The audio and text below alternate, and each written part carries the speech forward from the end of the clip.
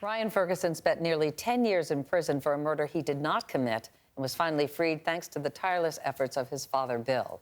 That was a clip of the new documentary Dream Killer that chronicles their story, and the director joins us now. Please welcome Andrew Jenks. Nice to see you, Andrew. Really an amazing piece of journalistic work. It's an amazing documentary.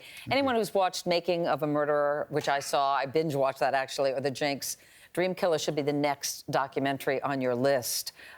Andrew, we are seeing a lot of documentaries like this about the injustices in the system. What separates yours from the others?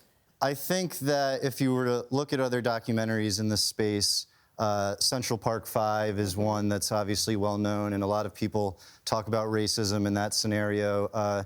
In Making a Murderer, I think that clearly it said Stephen Avery has a low IQ, and I think that if you were to look at the case in West Memphis, the famous documentary also there was also issues with one of the three guys having an issue with IQ. My point being that oftentimes it comes down to socioeconomic issues or race issues. And the thing about Ryan is he's very articulate and smart and can be any one of us. So I hope that with the film, when one watches it, you realize that all it takes is two people to place you at the scene of the crime and say that you did it, and that's it. And so if there's an unsolved murder out there and me and Meredith say that this guy did it, you know, that can pretty much be it, and that's the sad reality. That is so frightening. I want to bring up probably the biggest victim of all of this, who is Kent Hyde, the man who lost his life, brutally murdered. Do you guys think, and I know you have said that as well, do you believe that justice will ever be served in his case? Do you think we'll ever find out who did this? I believe we will. I believe we already know who did it. Unfortunately, the police and prosecutors are not actively pursuing the individuals that they should. Right now, they're doing what a lot of police and prosecutors do in this situation, is they're saying, we have somebody in prison for this crime.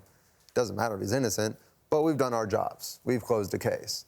But that's not acceptable to us. The family of Kent Hyde has been re-victimized by these individuals who are supposed to serve and protect them. The community is being re-victimized. So we are ultimately going to solve this case if they don't want to. It's got to happen. So you're sticking around till the bitter end on this, then? Absolutely. Absolutely. Well, lawyer and CBS News correspondent Erin Moriarty is also here. She covered the case on 48 Hours for years. So, Erin, Ryan says he already knows who he believes did this.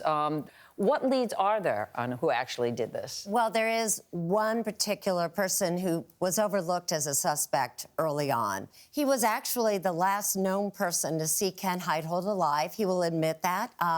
He was an employee, and he left at the same time that Kent did.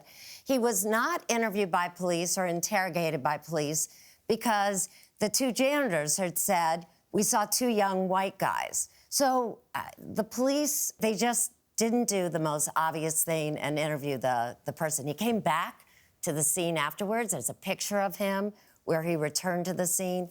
Police never interrogated him. Well, is it too late now if they know that this young man didn't commit the crime? At this point, can you take samples of this gentleman, if anything, just to clear him of any doubt? Absolutely. But, Meredith, you got to remember, and something Ryan just brought up, Charles Erickson's in prison right now. So this would be so awkward for the police to say, okay, we have a guy who's serving time because Charles Erickson is still in prison as we speak, but we're going to go look for somebody else. And then there, of course, there's the other issue that Ryan Ferguson is absolutely filing suit. There's a civil suit ongoing. And so, again, that would be very awkward for the police and prosecutor to be looking for someone else because it would be admission that maybe they didn't do the right thing when they were doing the investigation. Just help him win the suit against them, in other words. And again, I don't want to presume that this man is guilty because nobody is saying that at this point. I want to be careful. We reached out to the city of Columbia and their police department to confirm the status of the Kent Hyde murder investigation. We're told it's their policy to reserve comment on issues involving ongoing litigation and active law enforcement investigations. In other words, they wouldn't talk to us. Erin, even though Ryan was released from prison, his accuser, Charles Erickson, as we mentioned before, he's still serving a 25-year sentence for this crime. Any chance that he will be released? He's up for parole in 2020, I believe. Oh, this part breaks my heart because he took a plea. So he'd have to withdraw the plea. He has not done that. If he goes up for parole, he's going to have to say, they're going to expect him to say, I did it. He's a young man who has changed his story several times. Even when he initially recanted, he's changed his details in his recantations. He's a very troubled young man, and I think it's going to be tough for him to get out, and it breaks my heart. Which it is does. very sad. Aaron, thank you very much.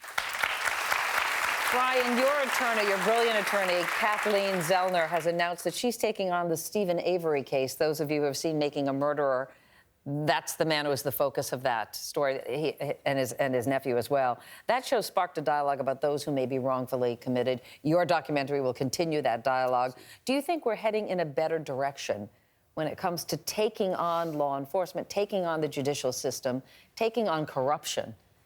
Absolutely, I do. I'm very happy to see what's been going on since I was arrested. We're in an amazing spot right now.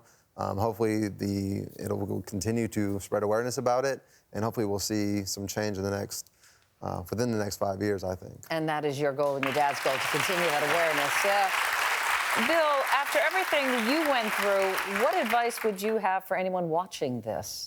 Well, Because if it happened to your son, it could happen to anybody. Oh, absolutely, absolutely. I would encourage parents to sit down with their children and then have this conversation. What would you do if you were pulled over by the police and arrested? What would you do? And tell them what their rights are. Be courteous.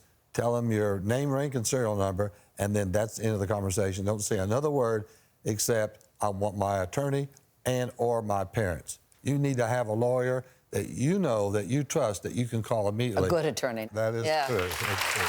Thank you. Such a pleasure to meet you, Bill. You're remarkable.